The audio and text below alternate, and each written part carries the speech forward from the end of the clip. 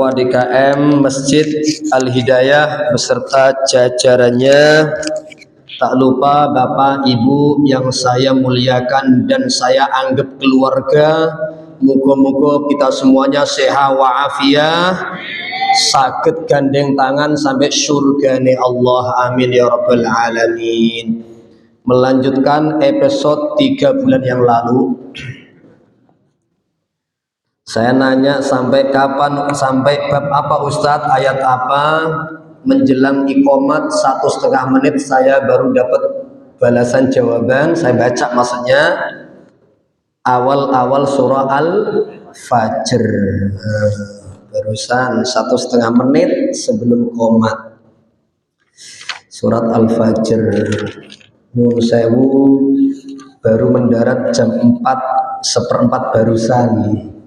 Moga-moga langkah kita semuanya dapat ridhonya Allah. Bismillah, mana ini? A'udzu billahi minasyaitonir rajim. Bismillahirrahmanirrahim. Wal fajr wa layalin 'ashr wasyaf'i wal watr wal laili idza yasr. Hal fi dzalika qasamul lidzi hijr. Rasa-rasanya kita sudah pernah bahas 5 macam sumpah dalam waktu 1 jam kurang lebih. Lanjut kita di episode Alam Tara nanti insyaallah. Hal fi dzalika qasamul lidzi hijr. Sekarang menginjak ayat Alam tara kaifa fa'ala rabbuka bi'ad. Allah bertanya kepada Kanjeng Nabi Muhammad sallallahu alaihi wasallam dan kepada kita yang beriman dan membaca atau mendengar ayat Al-Qur'an. Tidakkah engkau, apakah engkau belum menengok, melihat kaifa, bagaimana fa'ala rabbuka, Rabbmu Allah subhanahu wa ta'ala memperlakukan, yakni mengazab bi'adin, kepada kaum Ad. Ad itu sopota, keturunan dari Nabi Nuh alaihissalam, salah satu dzurriyyah. Lebih tepatnya ada beberapa pendapat dari Ibnu Ishaq rahimahullah ta'ala. Beliau berkata Iram itu adalah anaknya Aus, kemudian ibni Sam ibni Nuh. La'ad itu sendiri adalah anaknya Iram. Kemudian ada pendapat yang lain, tidak saya panjang kalamkan. Ad nama seseorang, sedangkan Iram nama bapaknya daripada Ad. Qila Iram itu embae Ad, kakake Ad. Itu pendapat pertama. Iram dzatil imad, yaitu Iram dzati yang memiliki al-imad. Al-imad tiang-tiang yang kuat. Al-imad yakni bangunan yang tinggi-tinggi. Al-imad fisik yang kuat dan tinggi-tinggi. Kabeh tafsir itu benar sesuai dalil masing-masing. Kembali kepada kalimat Ad dan Iram, kalau saya bacakan sebagian tafsir dari Ibni Abbas radhiyallahu anhuma, Iram itu al-masyhur adalah Abu Ad. Iram ala hadza Abu Ad. Iram berdasarkan ini qaul yang masyhur adalah bapak Ad. Itu cara Ibnu Abbas radhiyallahu anhuma. Tapi ada pula yang berkata Iram itu bukan hanya istilah nama seseorang dari dzurriyyah Nabi Nuh yang bangkang nyun sewu, tapi adalah ism qabilah, nama qabilah. Ada pula pendapat ism ummat, nama kelompok. Ada pula ism baldah, nama negara atau kota. Seperti apakah iram dzatil imad? Yuk saya bacakan. Nyuwun sewu, Ibnu Abbas berkata, sesuai riwayat Atha, salah satu murid beliau, laki-laki kan rajulu minhum tulu khamsa mi'atin dira'in. Tingginya orang-orang Iram, nyuwun sewu, tingginya laki-laki di antara orang Iram, penduduk Iram adalah tuluhu khamsa mi'ati dira'in. Mohon maaf, khamsu 500 dira. Kebayang atau tidak Bapak-bapak? 500 dira. Dira itu ujung ini sampai ini, tingginya laki-laki daripada penduduk Iram. Tadi Iram bisa dikatakan nama salah satu dzurriyyah Nabi Nuh, atau Iram nama umat, nama kabilah, nama kota atau nama ibu kota. Nah, salah satu penduduk riwayat dari Ibnu Abbas adalah tingginya berapa Bapak Ibu? 500 dira. Kira-kira tinggi banget atau hanya sekedar tinggi? Banget Pak. Wal qasir, sedangkan sependek-pendek mereka tuluhu salasumi dira'in, 300 dira yang paling pendek.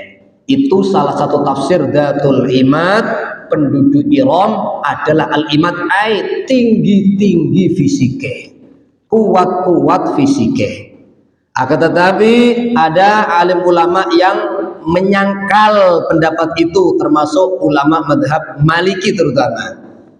Beliau berkata, la, dikarenakan hadis sahih Rasul sallallahu alaihi wasallam berkata, innallaha khalaqa Adam, sesungguhnya Allah menciptakan Nabi Adam tuluhu, dawane atau tingginya situna dira'an fil hawa, tingginya kan 60 dira. Masa ana keturunan Nabi Adam ngungguli dhuwure tingginya Nabi Adam, kok ora masuk akal. Ini pendapat yang menyangkal. Paham nggih? Paham rak paham pokoknya yang penting manggo-manggo. Falam yazalil khalqu, dan Rasul menambahi hadisnya, dan akan terus makhluk-makhluk yakni menungso yang kusu bakal berkurang ketinggiannya, berkurang kekuatannya, berkurang mentalnya sampai ilal an, sampai sekarang hingga yaumul qiyamah Pak. Sudah dinas lewat lisan Nabi, yang tadinya ciptaan manusia pertama 60 dira, sekitar 27 atau 28 meter tingginya, makin mendekati kiamat makin pendek, makin pendek, makin pendek. Kemudian Imam Qatadah meriwayatkan, bahkan za'ama, lebih yakin maksudnya, ular rajulu minhum, tingginya laki-laki dari bangsa Iram yang disebut dalam Al-Quran Dzatil Imad, ay isna asyara dira'an, rata-rata 12 dira. Kalau ini masuk akal. Sebagian ulama salaf meriwayatkan rata-rata 12 dira, sekitar 6 sampai 7 meter lah tingginya. Itu makna Dzatul Imad, tingginya. Ada pula pendapat Dzatul Imad, tadi saya sudah singgung, ay kanu ahla khiyamin wa a'midah, mereka itu berpenduduk tenda-tenda atau rumah-rumah yang sangat kuat. Dzatul Imad, tafsir pertama tadi tinggi dan badannya kuat-kuat. Yang kedua adalah rumahnya tinggi-tinggi dan kuat-kuat. Begitu pula pendapat yang lain Dzatul Abniyatil Marfu'ah. Soalnya orang Arab dulu kalau ada bangunan yang menjulang tinggi maka disebut Dzatul Imad. Allati lam yukhlaq mithluha fil bilad. Kalau versi Ad-Duhab, Dzatul Imad ay Dzatul Quwwah wasyiddah. Kuat sekali dan keker sekali badan mereka tanpa menyinggung tingginya. Allati lam yukhlaq mithluha fil bilad. di mana tidaklah diciptakan semisalnya sepadan dengan iram di zaman itu fil bilad, di negara mana sak donya tidak ada. Di zamannya Allah menciptakan hanya di Ad, alias lebih tepatnya ibu kotanya Iram, pusat kotanya Iram tadi loh. Baik tingginya yo paling tinggi, kekernya paling tinggi, militernya paling kuat, kemudian rumah dan askar-askarnya juga paling kuat, tidak tertandingi zaman itu sedunia. Paham paham, manggut-manggut lebar. Terus di manakah itu Iram atau Ad itu sendiri Ustadz zaman itu? Pendapat Ibnul Arabi, ulama madhab Maliki, annaha Dimashq, yakni Dimashq, Suriah kalau bahasa beliau. Begitu pula ada yang berkata Iskandariyah, wahia min Mesir, daerah Mesir. Ada kala pendapat-pendapat yang lain. Wallahu a'lam bishawab. Tidak panjang kalam, sedikit tambahan dari Imam Al-Qurtubi rahimahullah ta'ala. Waruwiya aydan, Ad itu memiliki dua anak. Ad memiliki dua anak. Riwayat yang lain, Syaddad itu yang pertama, yang kedua adalah Syadid. Umpamanya ono anak tonggo jenis Syaddad, menurut riwayat ini adalah seperti anake Ad. Kemudian ketika Syaddad maupun Syadid kakak beradik ini jadi raja, ternyata menguasai dalam keadaan semena-mena, sombong. Summa mata Syadidun, Syadid mati dan Syaddad menguasai semua kekuasaan. Famalakat dunia wa danat lahu mulukuha, benar-benar menguasai kekuatan dunia saat itu yang bernama Syaddad, sampai ke kerajaannya benar-benar hampir merata sak dunia zaman itu. Fasami'a bidzikril jannah, ketika Syaddad sang penguasa diktator dengar tentang surga, qala abni mithlaha, ia pun memerintahkan kepada bala tentaranya, kaumnya, bikin untukku, yakni semisal yang aku dengar tentang surga. Akhirnya bangunlah berupa Iram fi ba'di Sahara, di mana di pelataran tanah-tanah yang lapang bangunlah beliau yang bernama Iram. Adan fi 300 sana, selama 300 tahun. Dan umurnya berapa? Wa kana umruhu 900 sana, 900 tahun umur daripada Syaddad. Namun berjalannya waktu Bapak, di ujung paragraf ini, setelah megah-megahan Iram dibangun dengan kuat, militer yang kuat, Allah ba'athallahu alaihim sayhatan minas sama', Allah utus kepada Iram atas kekuasaan daripada Syaddad, di bawah kekuasaan Syaddad, apa itu sayhatan? Teriakan, jeritan dari langit, fahalaku, dan mereka hancur. Pelajaran, hai Nabi Muhammad, wahai umat Nabi Muhammad sallallahu alaihi wasallam, jangan sombong, jangan semena-mena, jangan diktator. Lihat bagaimana nasib mereka yang sombong, tetap hancur walaupun sekuat dan paling kuat sak donya kala itu seperti Iram Dhatil Imad. Yang kedua, alam tara wa thamud alladzina jabus sakhra bil wad. Yang kedua, kelompok yang kuat yang sering-sering disebut-sebut dalam Al-Quran adalah Samud. Kaum Samud, kaumnya siapa bapak-bapak? Nabi Saleh alaihissalam. Kalau kaum Ad, Nabi siapa?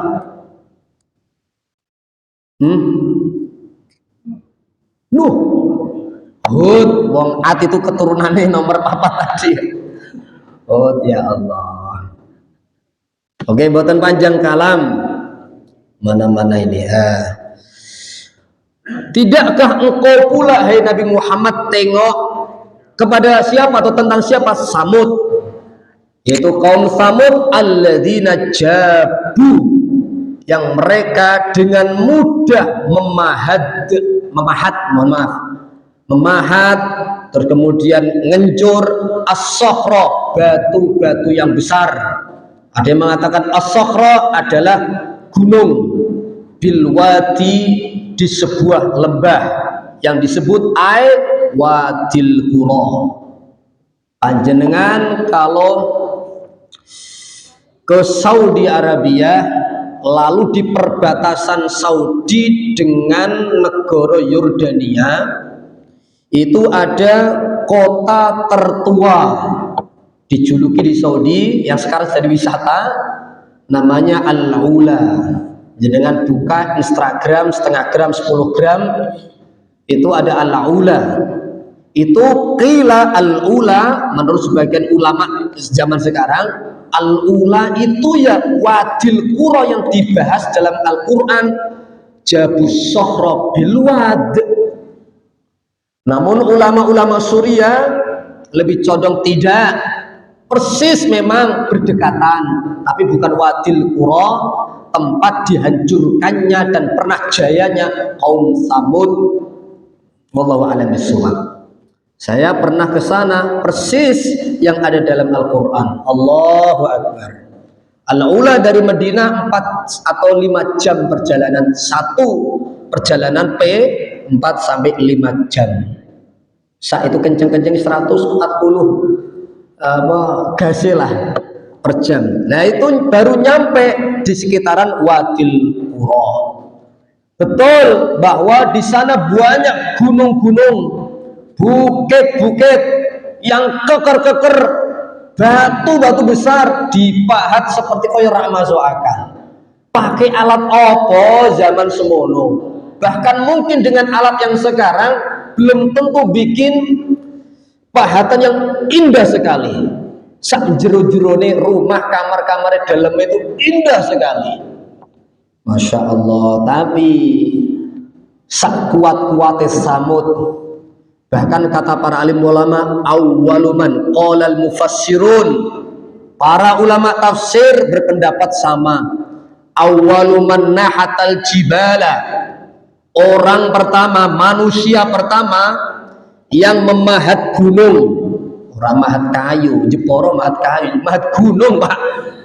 Ya Allah, mahat gunung, wasukhura, batu-batu yang kuat, waruhama, bukit-bukit yang cadas atau kapur.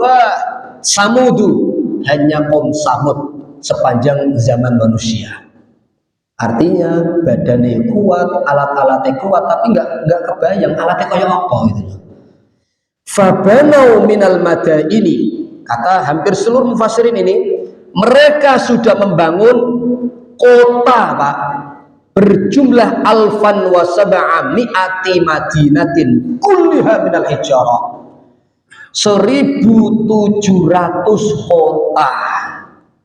Zaman semono 1.700 kota dibangun terbuat daripada bebatuan dan gunung-gunung jamaah. Kemudian wa minad dur, perumahan komplek, wal manazil, rumah-rumah mereka, alfai alfin wa sab'u mi'ati alfin, 2.700.000, kulluha minal hijarati, semua terbuat daripada watu-watu sing gede-gede ra karuan. Kapan-kapan kalau jenengan ke Saudi, coba deh ke Al-Ula, yang menurut alim ulama ya Wadil Qura. Sebagian alim ulama sekarang bukan itu, tapi itu mepet. Itu saja memang kecipratan-kecipratan bagaimana gunung-gunung, bukit-bukit, watu kuat-kuat, dibikin kamar-kamar yang luar biasa indahnya. Rasulullah Shallallahu Alaihi Wasallam pernah berkata ketika nyuwun sewu, atau Rasulullah fi ghazati Tabuk ala wadi Samud. Rasul itu pernah pulang pasca perang Tabuk. Yo, Tabuk seingat saya perjalanannya dari Madinah 8 jam. Nah, ketika dari Tabuk menuju Madinah, Rasul sekitar tadi kalau pakai kendaraan bis, mobil 4 jam, mampir pas nemu Wadi Samud, Wadil Qura. Hadisnya, wa huwa ala farasin, dan saat itu Rasulullah berada di atas kuda. Faqal, lalu beliau bersabda, asri'u as-sayra. Cepat-cepat, percepat perjalanan kita. Jangan lama-lama berada di Wadil Qura ini, wadi lembah Samud ini. Kenapa? Fa innakum fi wadin mal'unin. Kalian sesungguhnya kalian berada di lembah yang dilaknat oleh Allah Subhanahu wa taala. Bagi ulama sekarang yang mengatakan itu bukan Wadul Qura yang disinggung dalam hadis, tapi berdekatan, ya akhirnya membolehkan lama-lama di al-ula, pembahasan al-ula. Bagi ulama yang mengklaim al-ula yang sekarang menjadi wisata bahkan luar biasa dikembangkan oleh Saudi, memang perkembangan saat ini 2 tahun terakhir tentang wisata. Nyuwun sewu yang berpendapat itu Wadul Qura yang dibahas dalam hadis, maka larangan bagi kita mengunjungi Wadul Qura kecuali kunjungan itu sebentar dalam rangka tadabbur muhasabah. Oh, tempat itu loh yang pernah dihancurkan oleh Allah Subhanahu wa taala. Paham paham yang penting manggo ya Allah. Tidak panjang kalam. Lalu nyuwun sewu, Allah Subhanahu wa taala nyinggung yang ketiga. Selain Ad dengan segala kekuatannya hancur, Samud hancur, qila dijungkir balikkan sebagiannya, qila dihujani api dari langit. Ya Allah. Wes wa fir'auna dzil autad. Fir'aun itu bukan nama orang loh ya. Itu istilah apa kira-kira Bapak Ibu ada yang tahu Fir'aun? Dan istilah raja Mesir kuno namanya bukan nama orang ya, bukan nama seseorang pribadi, bukan. Tapi istilah ya kaisar, raja, presiden lah zaman sekarang. Adalah istilah raja Mesir kuno ribuan tahun. Yo namanya Fir'aun. Qila kata Ibnu Katsir rahimahullah taala ono 150 Fir'aun sepanjang 3.500 tahun Mesir kuno. Magu lebar langsung. Wa Fir'auna, tidakkah pula engkau hai Nabi Muhammad dan umat kajian Nabi Muhammad tengok mikir kelompok ketiga raja atau Fir'aun dzil autadi yang memiliki bangunan kuat, qila memiliki militer kuat, qila al-autad memiliki batuan kuat. Kalau tafsir Ibnu Abbas berkata apa? Yo, kalau tafsir Ibnu Abbas berkata al-junud dil autad memiliki autad. Autad itu apa? Junud, tentara yang banyak. Al-asakir TNI kalau bahasa kita. Bodyguard yang banyak. Al-jumuh kelompok komunitas yang banyak. Al-juyush mata-mata yang banyak. Semuanya allati tasyuddu mulkahu yang menguatkan kekuasaannya Fir'aun. Qila, ada pula pendapat kana yu'adzibun nasa bil autadi. Fir'aun demi Fir'aun suka menyiksa manusia dengan autad, yang kalau dalam bahasa bisa diartikan autad batu, autad bisa diartikan tiang yang sangat besar, macam-macam.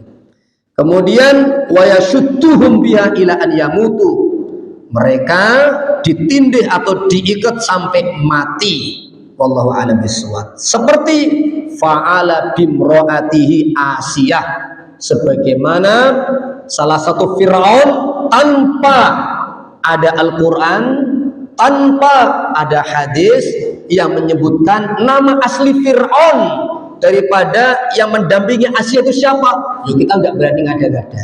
Paham ya? Pokoknya salah satu dari ratusan Fir'aun yang kebetulan ada istri yang bernama Asiyah. Ternyata Fir'aun itu sendiri menyiksa Asiyah radhiyallahu anha. Dengan cara apa? Pertama, kalau riwayat-riwayat dari Ibnu Katsir, diikat, disetrika, kemudian dijemur, juga pernah dilempari. Afallah. Wa masyithah. Begitu pula masyithah. Ketahuan ngambil sisir yang jatuh dengan kalimat apa Bapak Ibu? Bismillah. Ketahuan keislamannya, akidahnya berbeda dan tidak menuhankan itu Fir'aun, ya sudah, siksa atau tidak? Siksa sampai mati. Apa itu penyiksaannya? Mirip disiksa, direbus dan dipanggang. Itu masyithah. Cerita dari riwayat Ibnu Katsir rahimahullah ta'ala. Keduanya perempuan-perempuan yang mulia yang menjadi pelajaran buat kita. Apa nih? Kesabarannya, keteguhan imannya. Sedangkan ketika berbicara tentang Fir'aun yang di akhir dalam keadaan su'ul khotimah, bahkan ketika ingin mengucapkan amantu billah, pengen syahadat di Laut Merah, Jibril cemburu. Ya Rob, aku ra ridho Fir'aun itu lalu bangsat ra karuan. Ibarat dijejeli pasir sama air, rojo sampai husnul khotimah, cemburu banget, gedeg gitu Jibril alaihissalam. Saking wis rak karuan koyo-koyo ra usah diampuni ngomong kene. Pelajaran buat kita, istiqomah, baik sampai Rabbana atina fid dunya hasanah wa fil akhirati hasanah wa qina adzabannar. Ustadzah, saya mengingatkan diri pribadi dan panjenengan. Ini semuanya pelajaran kesombongan manusia yang berakibat hancur su'ul khotimah. Rasul sallallahu alaihi wa alihi wasallam pernah bersabda dari Jabir bin Abdullah seperti ini. Inna ahabbikum ilayya.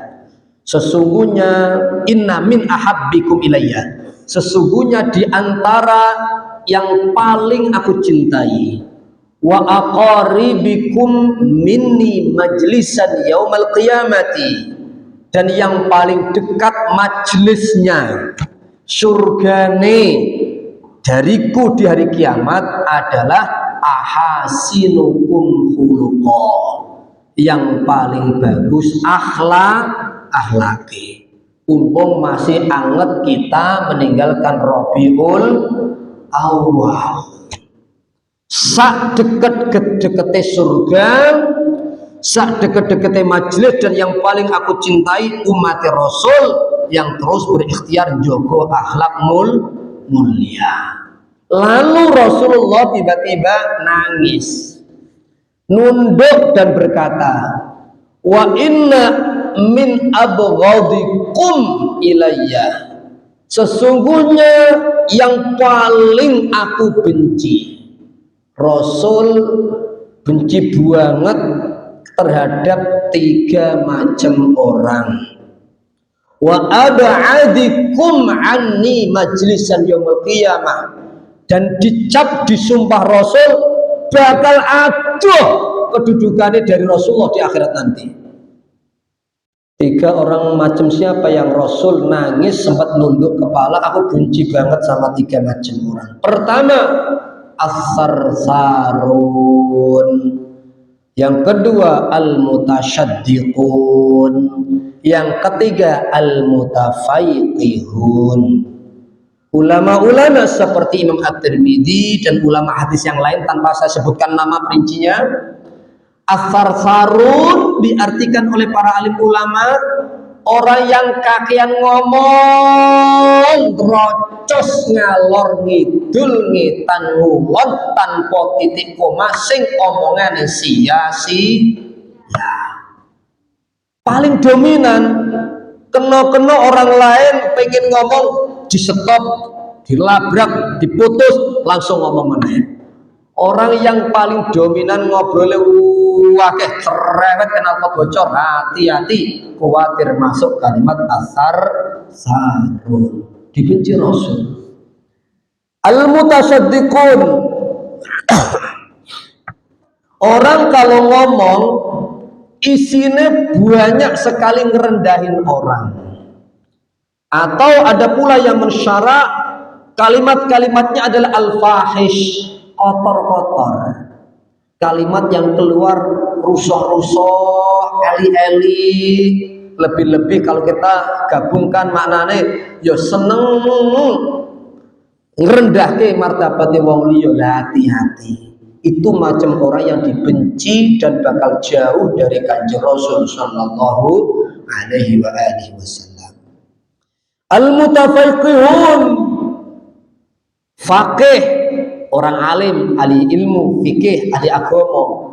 Al-mutafaqihun adalah orang-orang yang menampak-nampakkan alim, apapun alime, apakah babakan agama, apakah babakan dunia. Contoh, memakai istilah-istilah sampai sebagian ulama kita khulaf memakai ngomong istilah yang memang sengaja samar, nggak dipahami orang awam, supaya orang tahu ini loh aku yang berilmu.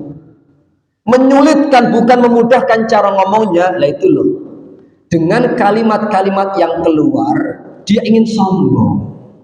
Itu hati-hati masuk al-mutafaqihun yang dibenci oleh Rasul sallallahu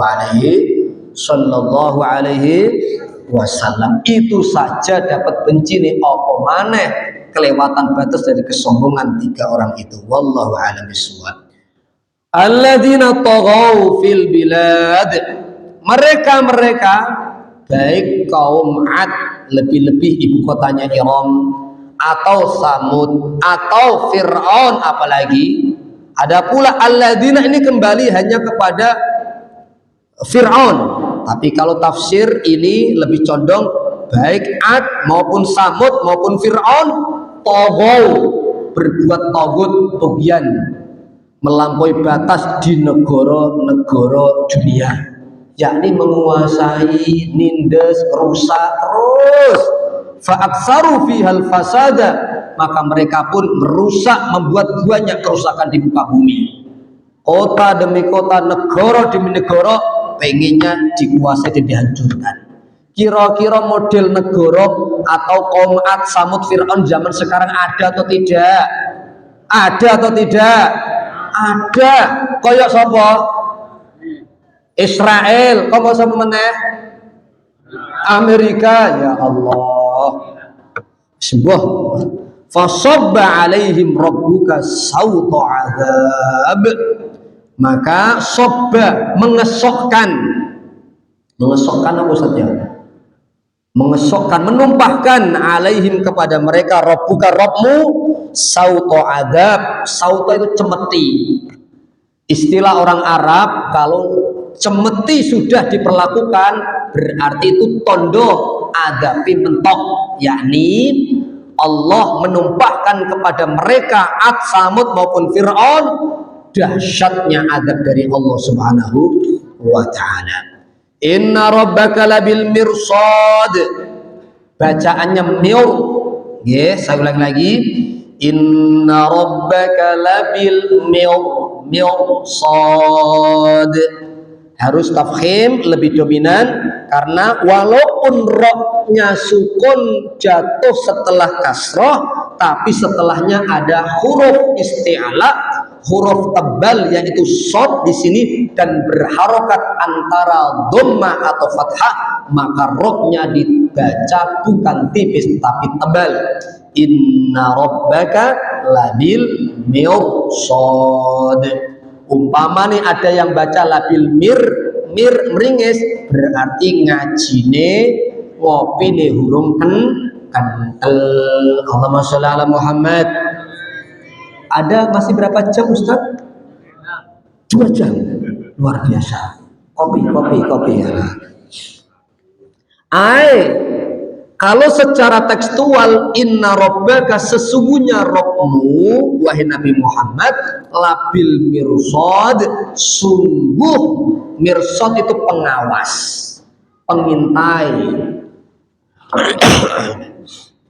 Ai yarsudu, Gusti Allah selalu mengintai atau mengawasi amala kulli insan, amaliyai tindak tanduke kelakuan setiap manusia, hatta yujaziyahu bihi, sehingga bakal Allah membalasnya atas semua amaliyahnya. Ini pendapat Imam Al-Hasan dan Ikrimah, ulama tabi'in. Inna rabbaka labil mirsad, Rob dengan izin Allah melewat raqib atid dan malaikat-malaikat yang lain terus mengawasi, mencatat amal-amal kita dan bakal menghisap lalu membalasnya. Yang kedua, alaihi tariqul ibadi la yafutuhu ahadun. Pokoknya ada jalan setiap hamba, semua orang pasti ngelewati mirsad itu. Ibarat kata umpamanya ono kehidupan, mirsad itu adalah zaman atau waktu di mana orang mungkin manusia luput daripada melewati jalan mirsad. Sehingga al-mirsad yakni at-tariq, jalan. Wallahu a'lam. Yuk, yang paling ahli tafsir nomor 1 di kalangan sahabat berkata apa? Warawa ad-Duhaq wa an Ibnu Abbas. Yuk kita dengarkan. Abdullah bin Abbas radhiyallahu anhuma berkata, inna ala jahannama sab'a qanatira, sesungguhnya di atas jahanam, bayangke neraka jahanam berkobar-kobar, di atasnya ada jembatan apa namanya? Siratal Mustaqim. Pernah kita bahas jembatan Sirat al-Mustaqim sama dengan istilah kontoroh yang pernah disebutkan Nabi. Ada pula pendapat sirat sendiri, pertama sirat lurus, kemudian di ujung sirat sebelum surga, pendapat kedua ini adalah kontoroh. Paham ya? Pendapat pertama sirat ya kontoroh, kontoroh juga sirat dalam istilah hadis, pemahaman ulama pertama. Kedua, sirat itu sendiri di atas neraka, tapi di atas neraka itu juga di ujung menjelang surga ono istilah kontoroh. Lah kontoroh dalam bahasa Arab Bapak Ibu itu istilah jembatan yang naik datar lalu turun. Kira-kira jelas maksud saya? Tanpa saya sebutkan lagi pendapatnya sopo-sopo dalile piye kesuwen. Yang penting mangguk-mangguk, paham urusan jenengan bawae. Nah ternyata kata Ibnu Abbas, di atas neraka jahanam itu ono sab'a qanatir, 7 kontoroh. Ada 7 macam kontoroh. Kontoroh itu tadi loh, bentuknya yang naik datar turun. Yus'alul insan, di mana manusia ditanya-tanya. Padahal hisab sudah ada, lalu mizan yono, sirat juga ada, apalagi langsung kontoroh. Kontoroh ternyata 7 jenis. Ya Allah, kira-kira masuk surga angel apa wangel? Wangel ibu. Kecuali rahmati Allah, ridhoni Allah. Amin Allahumma. Manusia bakal ditanya inda awali kontorotin anil iman. Di awal kontoroh pertama, setiap menungso ditanya tentang iman Islam. Yes, pertanyaannya. Fa in jaa bihi taman, jika ia ternyata nilainya apik, sempurna imane Islame, jaza, lewat. Maka ada istilah paspor, jawazus safar, jaza, lewat. Gampang, ilal kontorotis saniyati, menuju kontoroh yang kedua. Pertanyaannya, iman jenengan itu sering naik apa kadang naik kadang turun? Lebih sering naik apa turun? Aduh, bahaya ini. Enggak bahaya tadi. Allah sholli ala Muhammad. Ya Allah. Allah maghfir lana ya Rabb. Allah maghfir lana ya Rabb. Summa yus'alu. Kemudian ditanya itu menungso anis solati. Di kontoroh yang kedua ditanya tentang solate. Ya termasuk sak perangkat solate. Sak perangkat solate apa? Ditanya detail kualitas wudhu nih. Kemudian bahannya halal atau tidak. Lalu kemudian saat niate, gerakane, fasohae, wis macem-macem tentang sholat. Pakaiannya yang dipakai sholat halal atau tidak. Boh karpe kula jenengan bawae. Fa in jaa biha taman jaza ila salihasa. Ketika nilainya apik, sholat oh gampang, siap-siap maju menuju kontoroh yang ketiga. Masih ada waktu? Masih terus ya. Wis tak percepat ya. Di kontoroh yang ketiga ditanya tentang zakat. Lalu kalau lulus zakat di kontoroh yang keempat ditanya tentang poso Ramadane. Tolong jangan sampai ada yang utang-utangan. Yang kelima ditanya tentang haji umrah. Yang mampu tolong ikhtiar minimal umroh. Lalu juga jangan lupa ikhtiar haji nih. Kemudian yang keenam ditanya tentang silaturahime. Lebih-lebih kepada wong tua yang masih punya orang tua.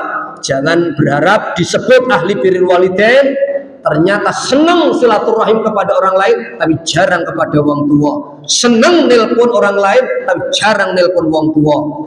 Kemudian yang ketujuh adalah tentang anil madzalim. Dolim-dolimnya dia kepada orang lain. Lebih-lebih yang sering disinggung Rasul. 5. Ngenyek wong liya, nuduh wong liya, nyimpen atau makan hartane wong liya, mukul orang lain, mengalirkan darah orang lain yang semuanya tanpa hak atau udzur syar'i. Subhanakallahumma wa bihamdika asyhadu an la ilaha illa anta astaghfiruka wa atubu ilaik. Wassalamualaikum warahmatullahi wabarakatuh.